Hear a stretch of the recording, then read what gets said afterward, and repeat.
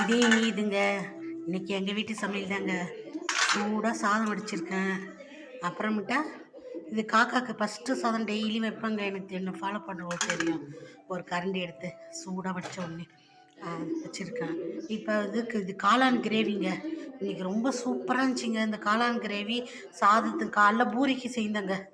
பூரிக்கு காளான் கிரேவியும் செம்ம டேஸ்ட்டாக இருந்துச்சுங்க. சப்பாத்தி பூரிக்கு நல்லா இருந்துச்சுங்க. தோசைக்கும் நல்லா இருக்குங்க. அதை செய்தேன்னா மிச்சம் இருந்துச்சு லெஃப்ட் ஓவர். அதுவே சாதத்துக்கும் சூப்பராக இருக்குதுங்க.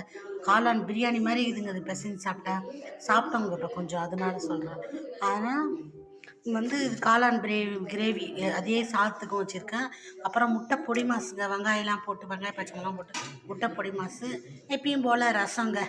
இன்னைக்கு இதாங்க எங்கள் வீட்டு சமையல். இன்றைக்கி சனிக்கிழமை இல்லைங்களா, காக்காவுக்கு எள்ளுங்க. இது வெள்ளை எல்லாம் வாங்கிட்டு வந்துட்டாங்க பாக்கெட்டு. கருப்பு எள்ளு தான் வைக்கும். இது வெள்ளை எல்லாம் இருக்குதுங்க. சரின்னு வச்சுட்டு